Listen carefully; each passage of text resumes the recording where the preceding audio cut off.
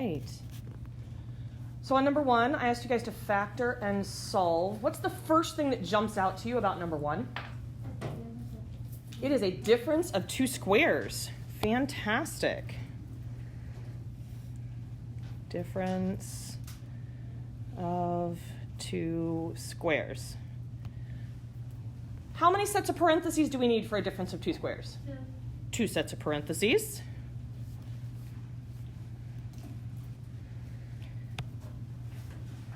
We call it a difference of 2 squares for 2 reasons. One, in between these 2 perfect squares, there is a minus, and what's another word that means subtraction that starts with a D? Difference. So I have these 2 perfect squares, and it has minus in between. It's a difference between those. The other reason that I like to think about it being a difference is because when I go to write my 2 factors, what's the only difference between them? The signs. One of them gets a plus, thank you, ma'am. One of them gets a minus. Other than that, everything's exactly the same, which means my 2 solutions will be exactly the same, except one will be a plus and one will be a minus.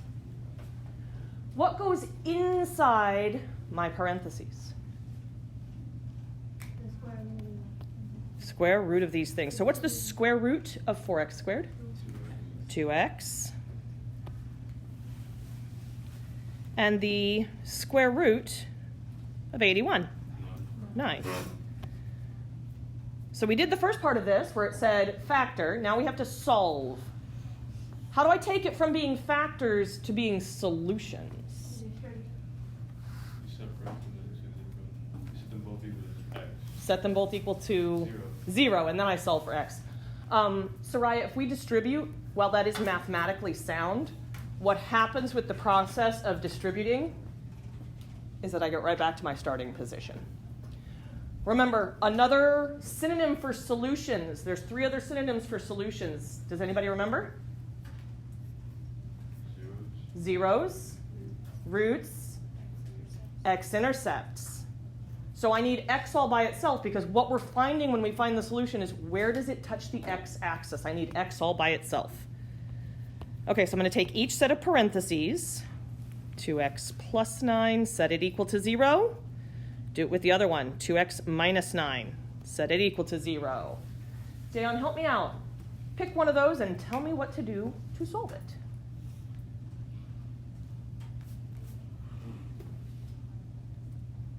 You okay? Okay. You want me to go to somebody else for right now? Right. Ibrahima? Sure. Subtract 9 from both sides. That would be for this one. 2x equals negative 9. Jimmy, what would I do from there? You would divide 2 from both sides. Divide 2 from both sides. So one of my solutions is what?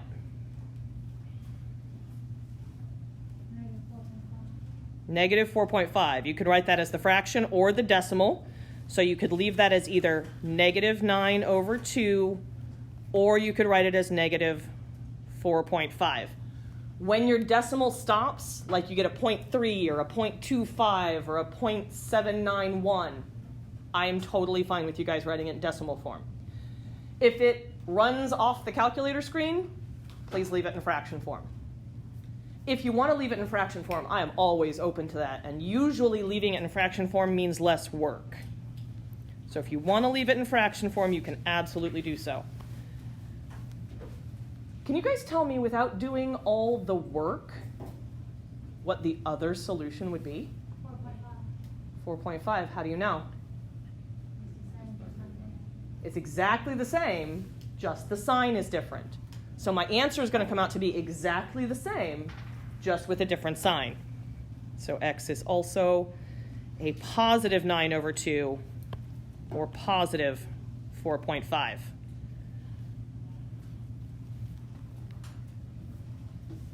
How we doing? You're like, it's early. It's too early to math right now. Number 2, give an example of what the following solutions would look like for a system of equations. What would it look like if there was no solution? Neither line would intersect. Like two parallel lines. Two parallel lines, yes. So no solutions. One way that I could represent this would be with two parallel lines. Quick question. Is this no solutions? Oh, wait. No, They don't touch. but they're going to because of They're going to. Just because I can't see it doesn't mean that it's not going to happen further down. So be careful. Just because you don't see where they're intersecting, if they're moving closer together as it kind of runs off the screen, you guys ever seen a show where you know the main character dies, but they didn't actually show it? There's enough information there that you know what's coming, even though you didn't see it. Same kind of thing. If you see those lines moving closer together, just because you don't see where they touch doesn't mean that they don't. In order for that to be no solutions, they have to be completely parallel. They're never getting closer, they're never getting farther away. What about infinitely many solutions? What does that look like? An X, like that? When they're on top of each other. How many solutions is this one? That's one. That has one point of intersection. That is one solution. I'm actually going to hang on to that, but I'm going to move it off to the side so that it's not in this same spot. Infinitely many solutions. I would go and graph my first line, and then when I go to graph my second line, I'm like, wait a second, you're the exact same thing. And I drew both of those horribly. There we go. Right on top of each other. All right, last one on the bell work. Solve the system of equations using any method. Before we actually pick one, how many methods do we know to solve systems of equations? 3. What are those 3 methods? What did you say? I still can't hear you, I'm sorry. Linear, right? If they're linear, what can we do with them if they're linear? Linear combination, yeah, there we go. Okay. Linear combination, that's also sometimes called the what method because we force something to cancel. Starts with an E. Sometimes we also call linear combination the what method? Elimination, because we eliminate one of our variables. We make it cancel. So we've got linear combination, the elimination method. What else do we have? Substitution. There's one more method that we have. Graphing. Linear combination, substitution, and graphing. What do you guys want to use on this problem?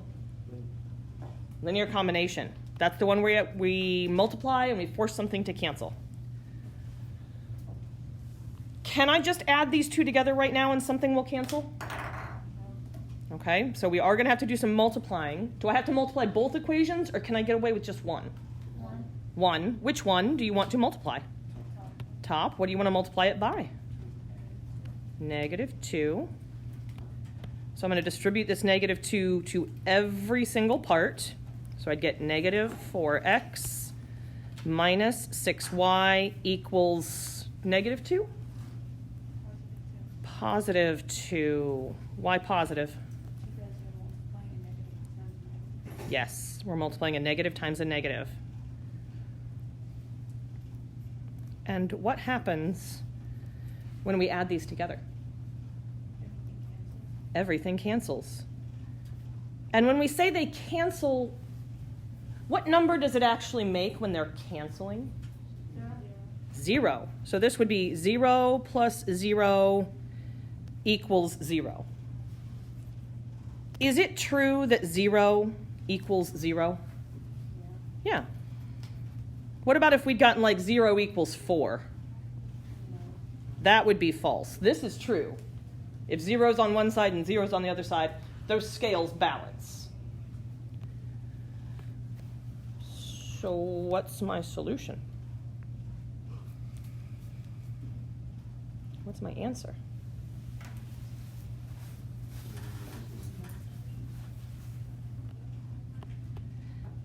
When we get a true statement like this, this is infinitely many solutions.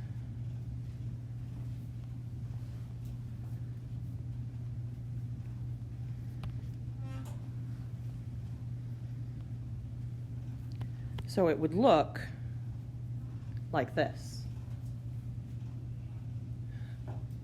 So I feel like we should add something up here. Infinitely many solutions looks like this on a graph, but it looks like this with an equation. It looks like 0 equals 0, or -7 equals -7, something that's true.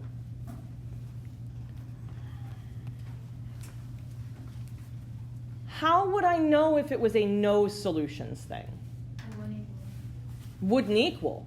That's a kind of situation where I would see something like 0 equals 4, or -5 equals +5. When I see something like this that is false, that's when we have two parallel lines. That's what that looks like. What about over here? What does a one solution situation look like? Yes, we have like x equals 5, y equals 2, so I could write that as an ordered pair. If I find an x and a y, that's one solution. Because I need both parts to give me that ordered pair. So I need two pieces to make one answer. Do you guys have any questions for me on the bell work? Okay. For the rest of our class time today, which is a little bit more than a half an hour once you consider the time that we're actually getting out of here, you guys have the opportunity to earn some extra things. I have these 4 problems. They're on pages 30 and 31 in your book so that you have some workspace. I've given you the answers already. What I want to see, and what can earn you some freebies, candies, and free homework passes, can you show me the work that gets you these answers? So I want you to follow those steps. You're welcome to work with a partner. You are welcome to work in groups of up to 3 people. So maybe you work better as you bounce ideas off somebody else. Maybe you work better on your own.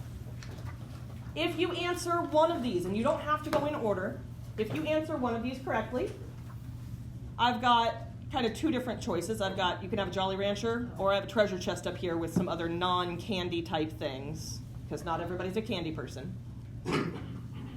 If you get 2 of them right, you get to take another pick from either the candy or the treasure box, and you get a free homework pass. If you get 3 of them right, you get another dip into the treasure chest, and you get another free homework pass. If you guys have any questions, if you need any help, myself and Ms. Yeager are here. Like I said, I've already got the answers up here for you, so you will know if you're on the right track. If you find your first variable and it's not the right number, that's the time to stop and ask for help, look through your work and try to find it. The goal here is not the answer. I gave you those. The goal is the process. All right? Let me know if you guys need anything.